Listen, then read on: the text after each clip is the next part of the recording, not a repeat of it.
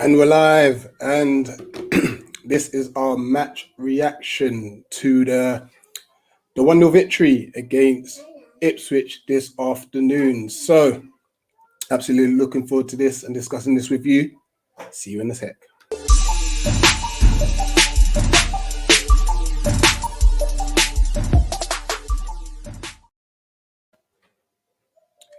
Hey guys, Eagle Eyed Football here, and we are live with another match reaction. So, very important game today, very important preseason game.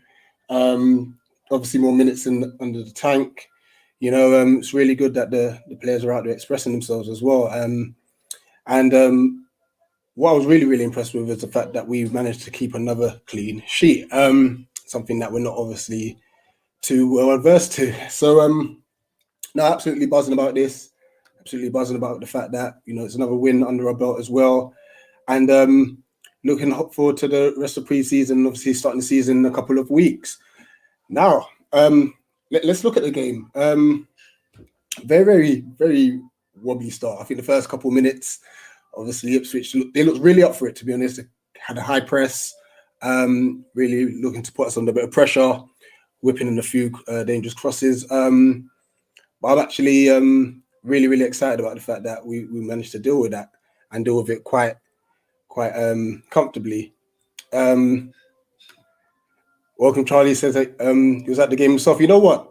It will be amazing. I'm going to drop the link. The link actually is at the top of the chat. It will be interesting to hear your viewpoint on the game, actually. If you're able to come on, it would be great to hear from you as an Ipswich fan. Shout out Leo in the chat. We've got a show with Leo, Euroscope tonight, 10 p.m. Looking forward to doing that. And welcome to the United community. Arsenal ain't ready for Palace. This guy always has slander for Arsenal. We love it. But yeah, let's talk about the game. So as I said, Ipswich started really brightly actually. Nice phases of play, nice patterns of play. But I feel once we kind of got hold of the ball, our expected dominance kind of came through here. And that's no disrespect to Ipswich at all. You know, this is what you would expect from a Premiership outfit. One thing I'm really impressed with was the dynamism in midfield. Having MacArthur, Gyro, and Schlupp. And not only did we have the ability to move the ball a bit quicker, we were able to run with the ball, which we haven't really seen much of, you know, and running with the ball through the midfield, it just brings another dimension to our game. It allows the attackers to focus on getting forward and getting higher, and it creates space in another way because now you're drawing players towards you. And I feel Schlupp did that so perfectly in the first half. Did it so well in the first half, which was really great to see. Whether or not that's going to be the starting three for the season, who knows? Obviously, the transfer window is still open, and we're just kind of getting an idea of what Patrick Vieira may or may not want to do. But they were very interchangeable, the midfield three. They rotated. They all got into the box, which was great to see. And it was really positive signs once again, like just following on for the Warsaw game. It was very positive to see that we're getting numbers in the box, which obviously we may not have been able to do in the past. And on that, we were able to pass from back to front quite quickly. Really trying to break the lines, passing between the lines, find any player that's in the pocket of space to be able to turn and then drive at the defense, which was another positive. We created a lot of chances. Now, that's a plus in the sense of we're creating the chances. However, if it gets to the Premier League and we're creating these chances and not taking them, we could be punished. And Mateta, I'm going to look at it from two sides. I'm going to try and be very balanced with this. He hasn't had many minutes with us at all. And everything's a bit part with him at the moment. So you could use that as an excuse to an extent. However, if you're trying to be our new centre forward, you've got to be taking at least 2 of the 4 chances you've had. Yes, he was unfortunate to hit the post in the second half, but some of the chances he missed or didn't even take, really, really worrying. Really worrying. Which brings about the question, was Ray justified in not playing him last season? You know, a lot of us, maybe not a lot of us, but I definitely called for Mateta to have seen more minutes because there was a lack of rotation last season. But today he just wasn't at the races, and I feel that was epitomized where he was running for a goal and he instinctively looked to make a pass instead of trying to beat the man and have a shot himself. And I think that was just all because his confidence just dipped right after he missed that one-on-one where the ball was squared to him by Ayew and he lost his footing, you know. And then after that, his control was off, his touch was off. He just kept missing chances. And I honestly, I was willing that one to roll in. Obviously, it's come off the post, and it just felt like it was not his day today. But we're not going to attack him. We're obviously going to wish him the best. However, this is what the signs are with things to come. His Palace career might not be long at all, especially, and as Luke says here, we need Edouard. I really hope we get this over again. Like I've said before, I really hope we get this over the line. And he puts those chances away, in my opinion. He really does. Luke also says we need a centre back, centre midfield, right wing, and a striker. So a lot of signings. I mean, yeah, Milo's legs are gone. I did like Gyro and Slut, but maybe we do actually need an actual holding midfielder. On that note, another right wing. We got Eze out. We do need a wide forward, and Jordan's he's done all right pre-season, but I feel we just need a natural right winger, to be honest, and then maybe Jordan can go back playing up top. Charlie says he high-fived Zaha when he came off. Lucky guy. Lucky guy. Did he say anything to you? Let us know. Or was it just a high five? Big up Nate in the chat. Up the Palace, another positive result. Yeah, this is it. Another clean sheet, another Zaha goal. He was lively today. Wolf was very lively. Looking to get in behind quite a bit. And another observation I made is that our front three played quite narrow, which was very interesting. They really tucked in to obviously bounce off each other, and it allowed Kleiny and Mitchell in the first half to obviously get forward. Some may say that their output weren't great as wing backs, but it's our second game of pre-season. Second game, and Luke is spot on here. Still a lot of work to do off the pitch. Absolutely a lot of work to do off pitch.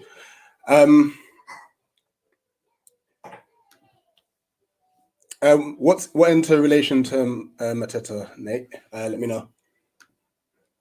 So yeah, as I said, another win, another clean sheet, and we're attacking a lot more. We're pressing a lot more. It's really, really good to see. Also, another huge positive. I can't leave this one out. We're starting to see more of the youth coming on a regular basis as well, which is brilliant. Really excited about what the youth could offer us. Really excited about how many we can actually have them break through. You know, I guess I would have liked to see them have a few more minutes. I mean, obviously we made the changes, and most of the changes at the beginning of the second half were in defence. Obviously, Mark Gay coming on, he looks comfortable. He looks very comfortable out there. You know, and obviously if he can embed himself really quickly, that would be great. It's good to see Tompkins out there, actually, such a leader, experience. Regarding Mateta, missed a lot of chances, should have buried, but may I point out there's still a lot of time for him. No, absolutely. We're not going to stick them on the coffee. We don't do that as Palace fans, you know. But I just hope he doesn't beat himself up after, because football's cruel. Football is cruel, and this game could be the one game that ultimately ends his Palace career, and we hope that doesn't help him. But sometimes when a manager's mind's made up, it's made up, you know. So I hope he can really pick his head up and and just put away his chances next week against Charlton, depending on how much minutes he gets. So yeah, guys, if you want to come in and have your say, you can. That was a match reaction. Nice, short, sweet from me. I've just chucked in the link again. Actually got a United fan here who wants to have a say all the way from Egypt. What up, man? Evening, Hamza. How you doing? Yeah, good. Enjoying the view here. About to go for a run. Yeah, how are you doing, man? Not too bad, not too bad. What do you want to share? Just want to hit. I mean, we lost 4-2, so I'm not gonna speak about preseason. But like, you know what? You know what's funny? I thought Charlie Austin was gone, and apparently he scored against us today. So yeah, that was a bit funny, but um, but Crystal Palace, you know what? They look ready for next season. Like I know there's some issues, but like Patrick Vieira is doing a good job. But I feel like they need like a specialist center back because I don't think Kiyate is one. I think he's too heavy to be fair. Like I think what fits him, his body movement looks like a body movement of a CDM. So like I feel like he's not a center back. So I feel like they need a specialist center back, and they need a proper striker. Like I don't think this front three will like they will be found out next season. So I feel like Crystal What makes you Palace. think that? What makes you think that? So obvious that how they play together, like how they tuck in the middle, how they try to cross ball the other side and then back same side. Like it's kind of red, you know. So I feel like when you have a striker, a proper striker that can score goals. So I think that that will add more to their game, and I feel like they're gonna add more. It's gonna add more options to how they want to play and how they're gonna um, they gonna play attackingly. So I feel like a proper striker is needed, and a good center back would be needed. But the youth look really good, you know. Like I was really impressed with Crystal Palace. You know? So yeah, those are the two missing really to finish top 10 basically, because I don't think the team is that bad to finish under like 12th, as I said yesterday, would be realistic, but I feel like they could finish in top 10. No, it's an interesting, obviously, viewpoint. Obviously, you're not obviously a Palace fan yourself, but you obviously look to watch as many games as possible. And just on the fact of our forwards tucking in, like I said, I don't have an issue with that as long as our fullbacks can deliver quality. And Tyreek Mitchell was superb for us last season, so I've got no worry about him. Obviously, on the right hand side, we've got Kleiny and we've got Ward. So as long as they can deliver, I'm going to be more than happy with the forwards tucking in, because at least they will be closer together and they can get themselves closer to the box. But I do see your point regarding the striker, and I think that's the massive debate at the moment. I think everyone would want Edouard in, but yeah, we'll just have to see what happens in the market. Hamza, big up for you for coming on, bro.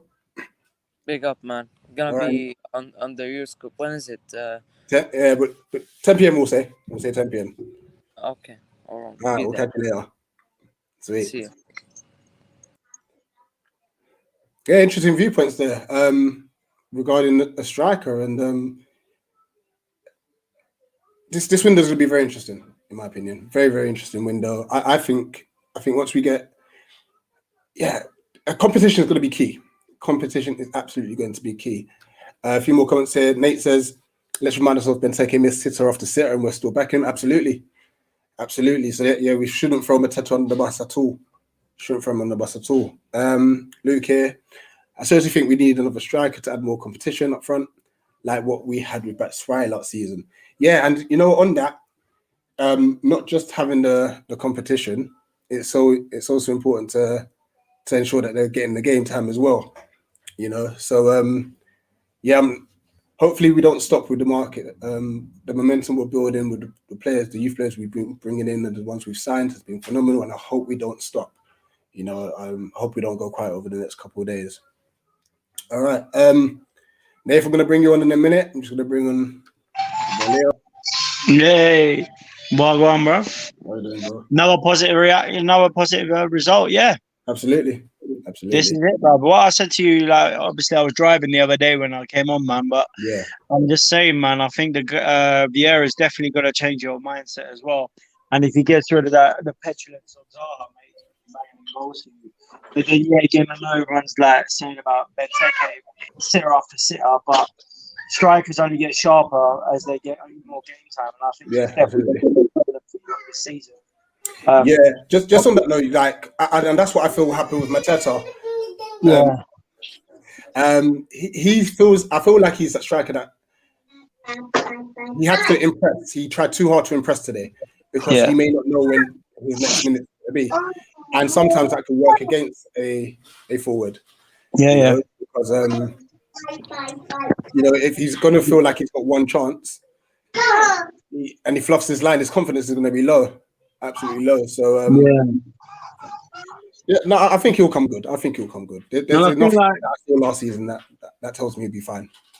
Yeah, and my thinking is obviously if you're looking at your Wilf did all right with you, but I think he's definitely got to continue his role in the team through the Prem throughout the season for you lot, because obviously moving forwards, if he doesn't get game time because he's been a bit of a dick, in the long run, your main focus is going to be one striker up front, and depending if you get another striker as well. That is yeah. Sorry, man. You're getting exactly. I'm getting the same thing. Same thing here. They always wait for the right time, innit? But yeah, I think it's one of those things, like basically where they're gonna focus on a focal point, and if Benteke is your focal point, because he's the guy that'll probably is quite influential in games, but also if you're saying the Mateta as well, he'll show him what needs to be done because of the difference, in experience up front. And as I say, the young can only get better. You know what I mean? Yeah. The whole concept, you can't win anything with a young team, but honestly, I'm not going to say you've got to win the Prem, but I think you're definitely top 10 this season. Though. That'd be amazing. I think top 10 this season. I don't think you're gonna survive. You'll probably have a few rocky games, but I think if top 10 comes into play, you lot are laughing, and I think Vieira absolutely good for you lot, man. But and yeah, that's where we should be aiming. That is where we should be aiming. Absolutely. He's a decorated player at the end of the day, bruv. He's not going to take no shit in the back, and he's definitely got to enforce it as well. This is it, 100%. But no, bro, big up for coming on. Yeah, man. Euroscope tonight, 10 o'clock, people. 10 o'clock. Jump on. There, We've got some key issues coming into play as well, and the new Euroscope logo is coming your way as well. So all exciting news. Logan tonight, man. Me and Rich. Peace. Absolutely. Nice one.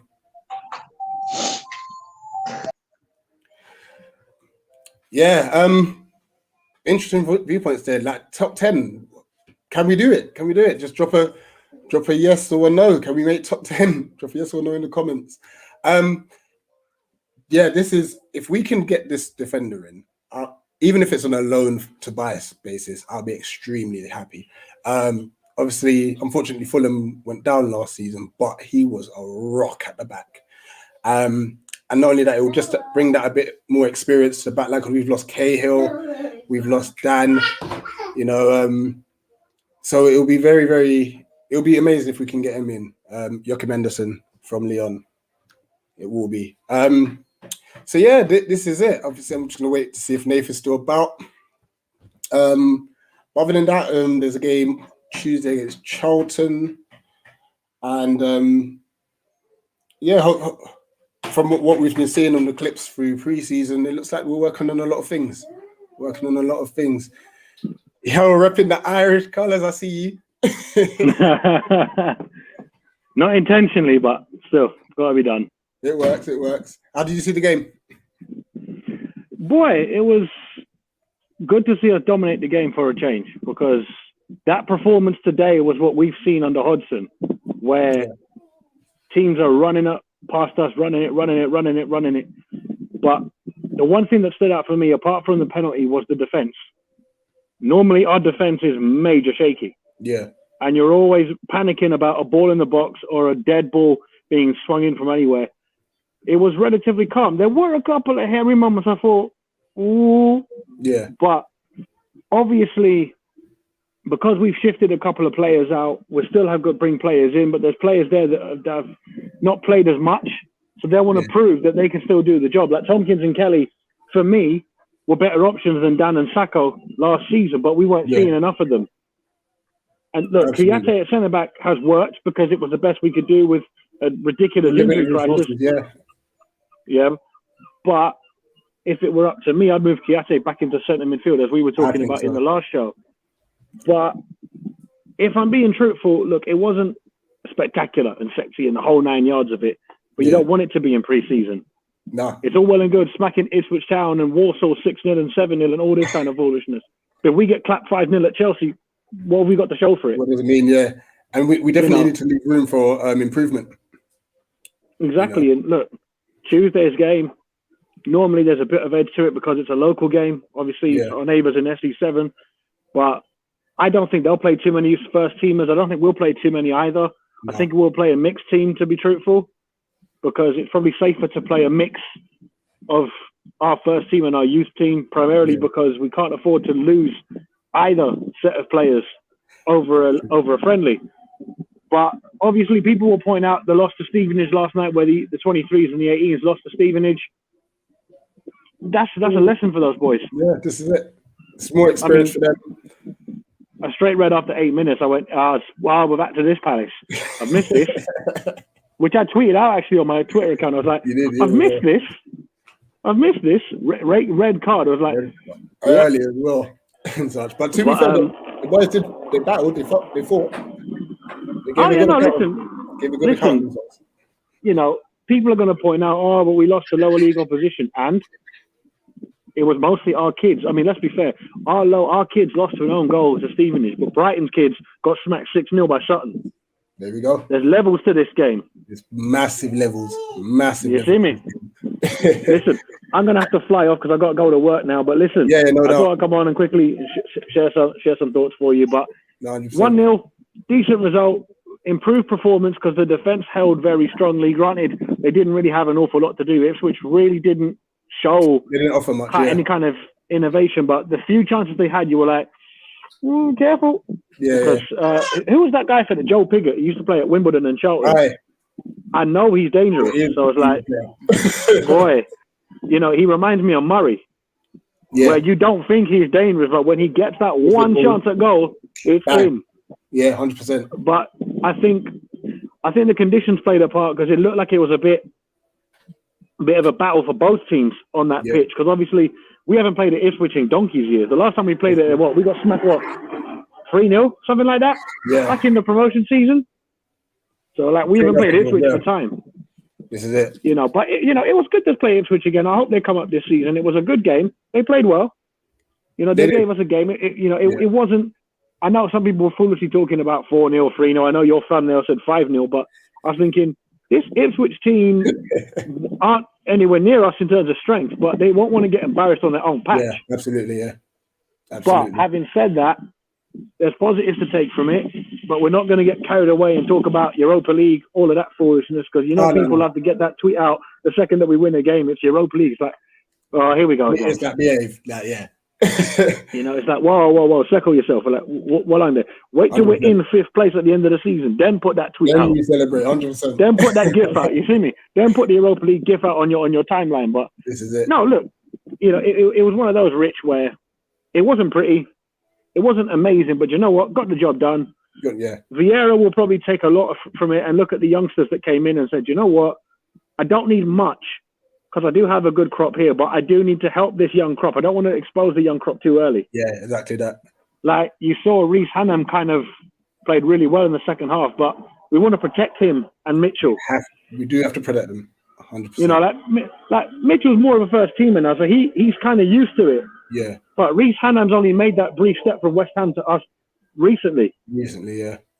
So I'm all for seeing him play. Don't get me twisted. I want to see him play. Raksaki, Wells Morrison, all these boys. But I don't want certain fans jumping on the bandwagon of, they're going to be the next Messi, the next Ronaldo, the next the next that. Whoa. We have to bed these guys in very, very slowly. Yeah. Because the thing is, the real test for them will come against the Premier League centre forwards in and around us. Never mind the Werners, the Cavani's, the Sanchos, these boys. 100%. You're looking at Ashley Barnes and what's his name? My guy from Woods. Villa, Ollie Watkins. Yeah. And Chris Wood and he played for Ivan Toney. Jeez, Brentford. Yeah, bear in mind who we've got first game at home this season. Yeah, that's huge. So we need to hope that he's playing down the middle with Guay and one of Tompkins or Kelly, or both Tompkins and Kelly if Guay is on the bench. I don't mind seeing Guay on the bench for a bit to help him blood through carefully. Blood through him, yeah. We're going to definitely give it as much experience as we can to start the season. I've seen people say throw him in straight away, and I'm thinking there's a logic to that. That's fine. But my counter argument is, throw him in, but if he gets injured, what then? Yeah. Because then we're hoping that we can find someone who can play at the back. And this is why I hope we, Joachim Anderson, if we can get that over the line. Well, I want either Anderson or Nielsen from Copenhagen, because they're both. Yeah, because that one went quiet. That's a good sign, though. You don't want it to be loud and Cardiff are in for him, Bournemouth are in for him, Everton are in for him, Leeds are in for him. You want nobody hearing news about this player, because then you know we might be looking at him. Plus, Dougie Freedman will look at players all across the board. Yeah, you will do. Although, in fairness, some of Freedman's signings over the years, you're like Erdar Rakip and Yaris Yak. It's fair to say he had to learn the hard way. But listen, good result, good performance. Still some more results to be had. Yeah. Ideally, a win on Tuesday, but let's not get carried away. This is a big game for both teams. I know people like to play it down because it's only Charlton, but don't get it twisted. Their fans will want this as much as we want it. I know there won't be any of their fans there, but you know yourself, you don't need motivation for a local game like this. You don't need to go, I can't be bothered for Charlton. No. I want to beat them. It may be pre-season, but I want to beat them. 100%. It's like getting them in the cup. I don't care. Like when we played them in the League Cup a couple of years ago, we smacked them 4-1 at home. I was like, I don't care if we never play them again. I just want to beat them now, send them back to where they came from, and be done with it. This is it. We put them in a spliff. That was the end of it. And they got swept aside. And after that, it was, are they still a thing? Yeah. Interesting. Bear in mind, we sent one of ours over to them, Ryan Innes. Haven't we? Yeah. And I'm thinking, that's the most Charlton signing ever. Because I like Ryan Innes, but boy, no. But listen, I'm going to have to all right? Yeah, do what you do, bro. I'm out. Thanks for jumping out. Later, Rich. Nice one. Yeah. Big up for those who jumped in. Big up for those in the comments as well. Today, that was your first match reaction, and kind of like fan cam as well. Like the aim is obviously get as many fans to come on and just have their say as well. It's an open community, and this is what we're gonna do on Eagle-Eyed Football. So, just to recap, 1-0 win for the Palace. Wilfred Saha penalty, top bins as well. To be fair, great penalty. And he won the penalty himself. And we move on to Charlton on Tuesday. So, Eagle-Eyed is out. Peace.